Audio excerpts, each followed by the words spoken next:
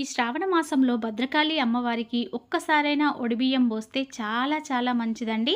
భద్రకాళి అమ్మవారనే కాదు, మీ దగ్గరలో ఉన్న ఏ అమ్మవారికైనా ఒడిబియ్యం పోసుకుంటే చాలా మంచిది. Hi friends, welcome to our channel మమతల నిలయం. అందరు ఎలా ఉన్నారు? బాగున్నారా?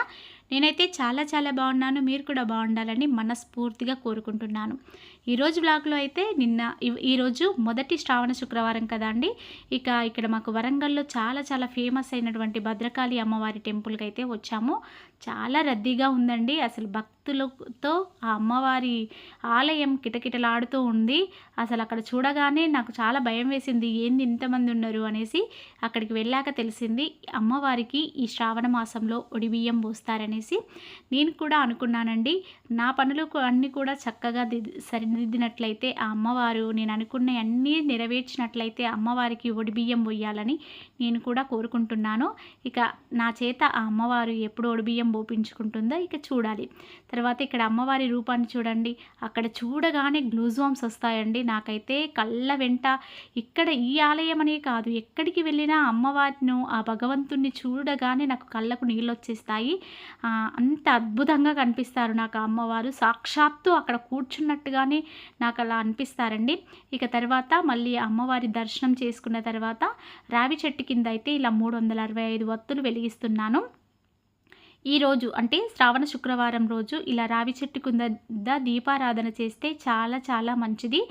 మనం ఎప్పుడు పూజలు చేయకపోయినా శ్రావణ మాసం నెల మొత్తం గనక అమ్మవారిని కొలిచినట్లయితే మన ఇల్లు సకల శుభాలతో వర్ధిల్లుతుందండి. నేను ఇది ఎప్పుడూ మీతో షేర్ చేసుకుంటూ ఉంటాను. ఎందుకంటే ఈ శ్రావణ మాసంలో అమ్మవారు భూమిపైన సంచరిస్తూ ఉంటారట.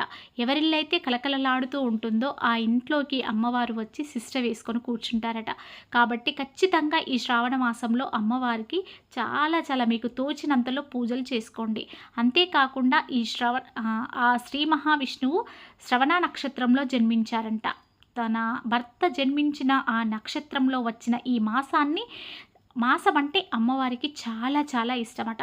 కాబట్టి ఎవరైతే ఈ మాసంలో పూజలు చేస్తారో వాళ్ళకి వాళ్ళ లైఫ్లో ఎలాంటి కష్ట నష్టాలు లేకుండా అమ్మవారు చూసుకుంటుందని ఒక నమ్మిక. కాబట్టి ఖచ్చితంగా మీరు ఎవరైనా కుదిరితే ఈ శ్రావణ మాసంలో ఖచ్చితంగా పొద్దున సాయంత్రం దీపారాధన చేసుకోవడానికి ప్రయత్నించండి. తర్వాత అమ్మవారి దర్శనం అయిపోయిన తర్వాత రావి చెట్టు కింద దీపారాధన అయిపోయిన తర్వాత మీకు ఒక్కసారి టెంపుల్ని ఈ విధంగా చూపిస్తున్నాను, చూడండి. నార్మల్గా అయితే ఇంత రద్దీ ఉండదు. కాకపోతే ఫ్రైడేస్లో కూడా చాలా రద్దీ ఉంటుంది.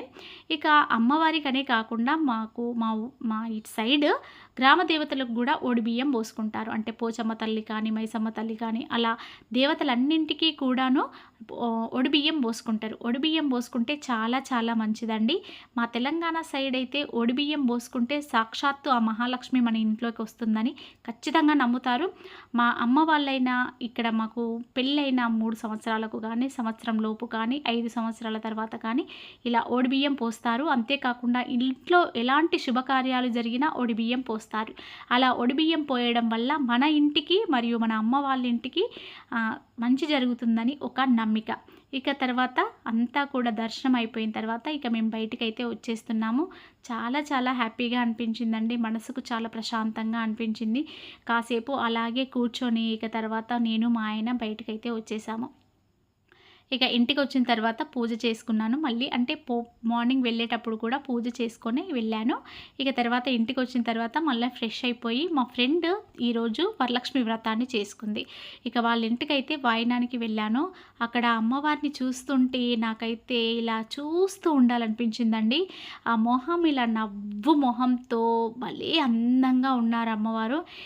నగలతో అలంకరించారు. అసలు అమ్మవారైతే ఇలా చూస్తూ మన వైపే చూస్తూ నవ్వుతూ ఉన్నట్టు అనిపిస్తుంది. అమ్మవారి ఫోటోకి చిట్టి గాజుల మాలను వేసింది మా ఫ్రెండ్. అద్భుతంగా అంటే అద్భుతంగా ఉందండి. భలే నచ్చేసింది నాకు ఆ మాల అయితే.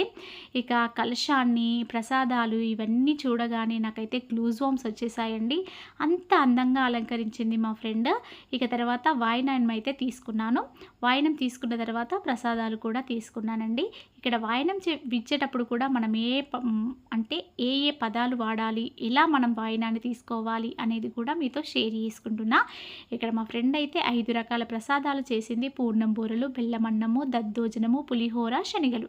ఈ విధంగా 5 రకాల ప్రసాదాలు చేసి తనైతే పూజను అంగరంగ వైభవంగా చేసుకుందండి.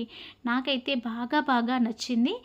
ఇక్కడైతే మనం వాయనము తీసుకునేటప్పుడు ఏమనాలి అనంటే, ఫస్ట్ మనం వాయనం తీసుకునేటప్పుడు వాళ్ళు మనకు బొట్టు పెట్టాలి. కుంకుమ బొట్టు పెట్టిన తర్వాత గంధం బొట్లు పెట్టాలి. తర్వాత కాళ్ళకు పసుపు రాసుకోవాలి. తర్వాత చేతికి కంకణం కట్టుకొని ఇక వాళ్ళైతే మనకు వాయినాన్ని ఇస్తారు. వాయినంలో ఖచ్చితంగా 2 పండ్లు, ఒక 4 గాజులు, ఇంకా నేను అవన్నీ కూడా ఒక షార్ట్ వీడియో చేశాను ఫ్రెండ్స్. ఒక్కసారి ఆ వీడియోని చూసేయండి. ఇక తర్వాత ఇస్తినమ్మ వాయినం అని ఇచ్చేవాళ్ళు అనాలి, పుచ్చుకుంటినమ్మ వాయినం అని మనం తీసుకునే వాళ్ళము అనాలి.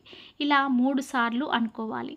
తర్వాత చివరిగా మా ఇంటికి వచ్చింది ఎవరమ్మా అని తను అంటుంది. వాయనం ఇచ్చేవాళ్ళు అంటారు. మనం వాయనం తీసుకునే వాళ్ళము శ్రీ మహాలక్ష్మినమ్మ, వరమహాలక్ష్మినమ్మ అని మనం అనాలి.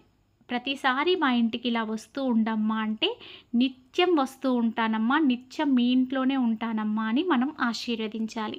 మనం ముఖ్యంగా ఏమని ఆశీర్వదించినా ఆశీర్వదించకపోయినా దీర్ఘ సుమంగళి భవ అని ఆశీర్వదిస్తే చాలండి. మనకు అంతకంటే మించిన ఆశీర్వాదం ఇంకేముంటుంది చెప్పండి. ఈ విధంగా అయితే మా ఫ్రెండ్ వాళ్ళ ఇంట్లో అంగరంగ వైభవంగా ఈ వరమహాలక్ష్మి పూజనైతే చేసుకుందండి. ఇక నాకు 3rd వీక్ అన్నా 4th వీక్ అన్నా నేను మా ఇంట్లో పూజ చేసుకుంటాను. అది ఎలా చేసుకోవాలో మళ్ళీ ఒకసారి మీకు వీడియో అయితే షేర్ చేస్తా ఫ్రెండ్స్. ఇదే అండి ఈరోజు వీడియో. ఈ వీడియో కనుక మీకు నచ్చినట్లయితే please like, share, comment and subscribe చేసుకోండి ఫ్రెండ్స్ మన ఛానల్ని. ఇలాంటి మంచి డివోషనల్ వ్లాగ్స్ కోసం అండ్ ఫ్యామిలీ వ్లాగ్స్ కోసం మన ఛానల్ని రెగ్యులర్గా ఫాలో అవుతూ ఉండండి. ఇక మా ఇంటికి వచ్చేసిన తర్వాత కూడా ఆ వీడియోను కాసేపు అలాగే చూస్తూ ఉన్నాను. అంతగా నచ్చేశారు అమ్మవారు. చాలా బాగా చేసావురా పూజ స్వాతి, సూపర్.